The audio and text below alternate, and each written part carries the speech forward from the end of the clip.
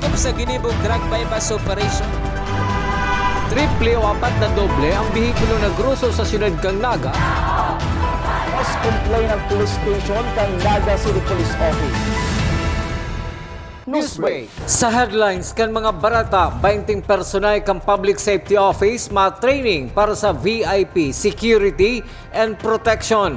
Comelec Naga, natapos na ang listahan ka mga butante ngunya na barangay asin sangguniang kabataan eleksyon.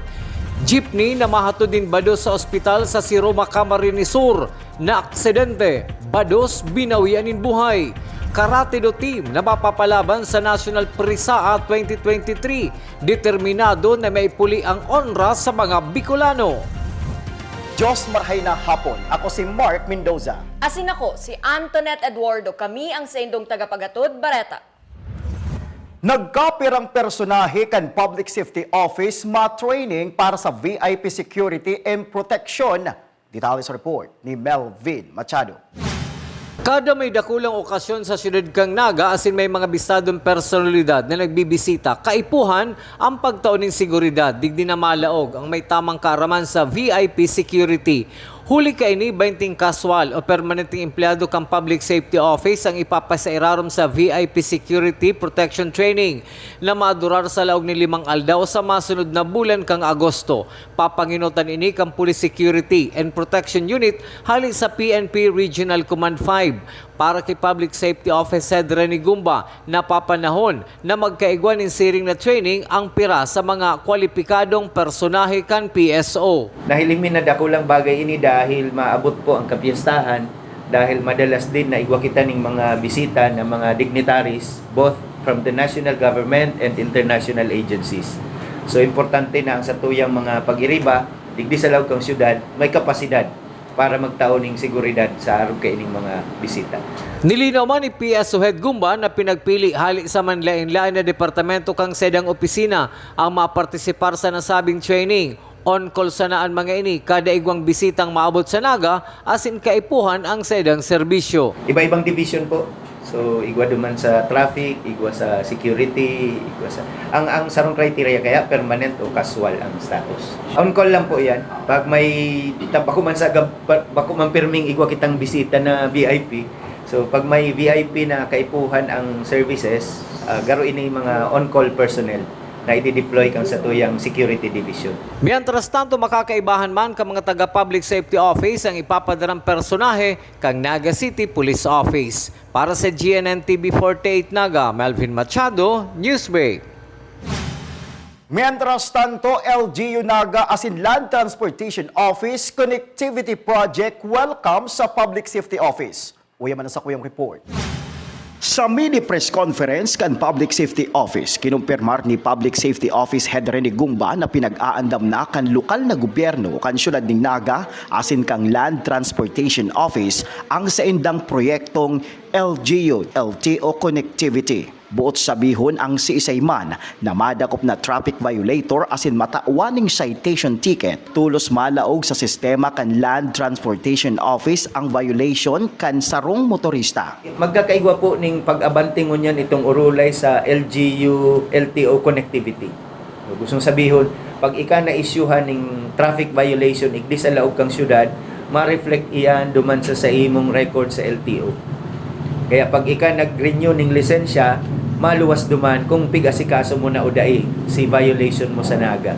Idinagdag pa ni PSO Head Rene Gumba na importante sa sainda ang proyektong ini kang LGU asin LTO para da inaman subuot isnabona kan mga motorista ang itinataong citation ticket kan Public Safety Office. So this is for us a significant step para po daiman baliwalaon so mga violations na pigi-issue tadig sa lawag kang syudad, lalo na kung ang nagkomiter bakong taga-Naga, so iba na issueing citation digdi, pagbalik duman sa lugar ninda, lingaw na may obligasyon digdi.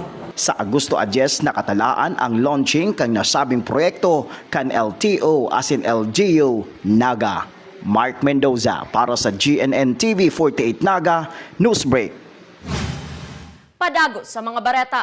Natapos na kan Comelec Naga ang listahan kan mga botante para sa paraniho na barangay asin sanggunian kabataan eleksyon asin pwede na ining mahagad kan mga makandidato sa barangay. Susog kinaga City Election Officer Attorney Maico Julia, isusunod na manindaan pagkondusir nin inspeksyon sa mga polling centers para mahiling-an kamugtakan kan mga classrooms asin iba pang kaipuhan sa aldaw kan eleksyon. Natapos na si list of voter. Kaya itong mga kandidato pong ma-file sa August 28 to September 2, pwede na po magkuha ng list of voter sa Comelec Naga. Pero po kayan, syempre natapos mo na si Project of Precinct. Kung pirang presinto po ma-function sa Siyudad Naga, makandak po kami ng inspection of polling centers, itong mga eskwela na gagamitan as voting centers.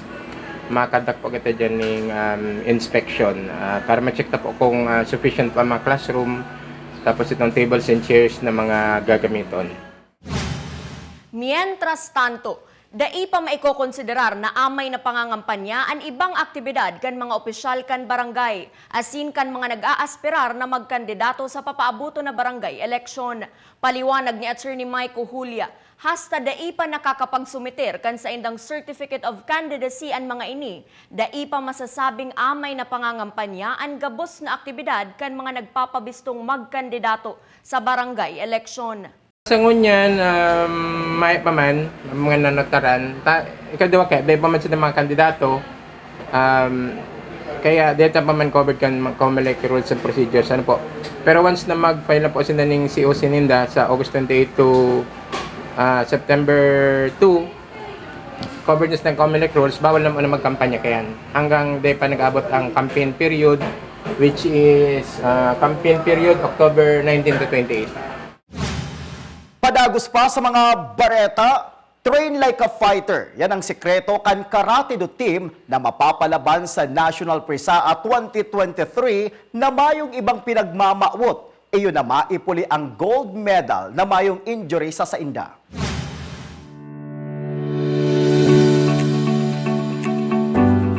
Arog po kang ibang team, ang goal mi po is magulit ng gold medal. So ang objective din namin is walang injury ma-obtain after ng tournament. Ano lang po, practice lang po aral daw para maka-ready na po sa tournament. Mas dinakulan mi po ang mga technique. Iba-ibang styles na ng karate ang makakalaban namin. So rigorous na ang training namin. More on adapting sa styles ng kalaban. Mag-isip po na bago mag-atake po para mas madali po ang scores po. Ang challenges po is pressure po sa team and sa kada sarap pong player and ang expectation po sa muya kang region 5. Ang team po namin is more on regional ang settings ng mga tournaments. Big deal na ngayon kasi nga national area na po. Tigsaset na namin ang mind namin na same ang goal ng kalaban. So tig-embody namin ang tigsasabi ni sensei or ni coach na be the predator, not the prey. Also kill or be killed. Hi po, sa Gabos pong Bicolano, hinahagad mi po ang sa indong suporta sa maabot na National PRISAA 2023. Support NCF, mainly NCF, and also the representative ng Bicol sa National PRISAA sa Zamboanga City. Thank you.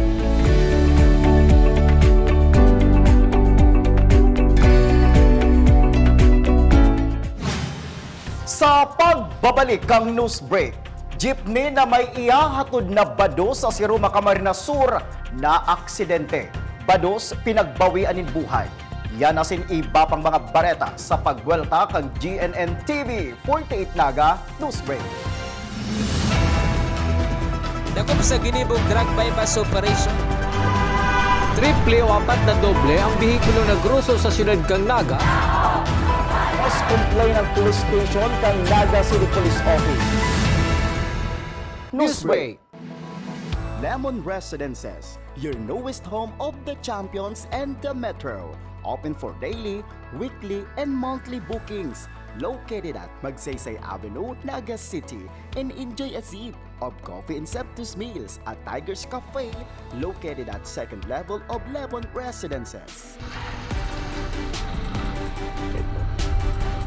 Dream travel? Achieve yan sa Nagayon Travel and Tours. Enjoy a hassle-free travel with Nagayon Travel and Tours.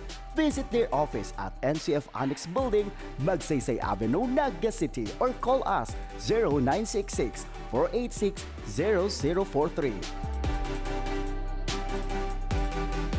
At NCF Annex Building, there is the Tiger's Loft, a business center that first to offer a co-working space in Naga. Grow your business at the Tiger's Loft. Swim like a champion at NCF Training Pool. Avail their swimming lessons until the end of July at a very affordable rates. Contact Coach Joseph Tena at 0949-447-2792. Drive with confidence with NCF Driving School. Avail their theoretical driving course and practical driving course. For beginners, NCF Driving School is LTO accredited. Flight attendants, prepare for takeoff, please.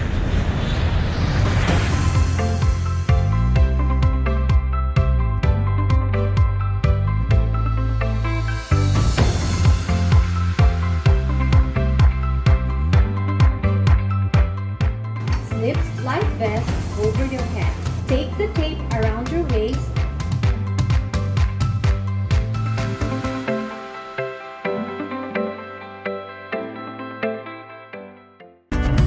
Sa oras ng sakuna, isa sa mga kailangan natin sa ating tahanan ay isang gubag. Ang isang gubag ay naglalaman ng tubig, mga dilata at biscuits upang hindi tayo magutom, energy bars or energy drink, first aid kit, communication devices tulad ng flashlights at batteries, whistles o pito, portable radio at extra cellphone. Mas mabuti kung meron tayong prepaid load guard. Tools tulad ng Swiss knife at gunting. Maaari din tayo magdagdag ng lubid. At huwag natin kakalimutan ang hygiene kit na naglalaman ng sabon, tissue, toothpaste, toothbrush at face mask. Sa lahat ng oras, laging bukas, nakahanda ang aming tanggapan. Tandaan, ang Bicolanong alerto, pirming protektado. Want to build a bright future? Now is the perfect time. The Mariners Polytechnic Colleges Incorporated will surely make your dreams into a reality. Ahoy! And be one of us. Be part of the biggest private maritime institution that leads you to be globally competitive. Choose Mariners. Be one of us. Choose Mariners.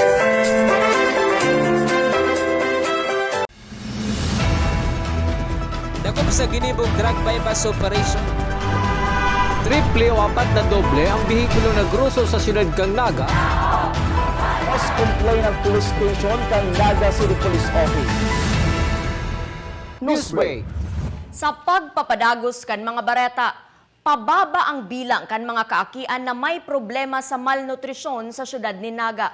Puun kan taon 2021, 2022, asin ngunya na taon 2023. Susog ki City Population and Nutrition Office Head, Rayan Cedric Rentoy. Kabali sa nagbabaang bilang, iyo ang mga nasa underweight, mga nababansot asin iba pa. Siniguro man ni Rentoy na dai nagpupunduan sa indang opisina asin ang lokal na gobyerno kan Naga sa paghamanin programa hasta igwang nahihiling na apektadong nutrisyon kan mga kaakian sa syudad.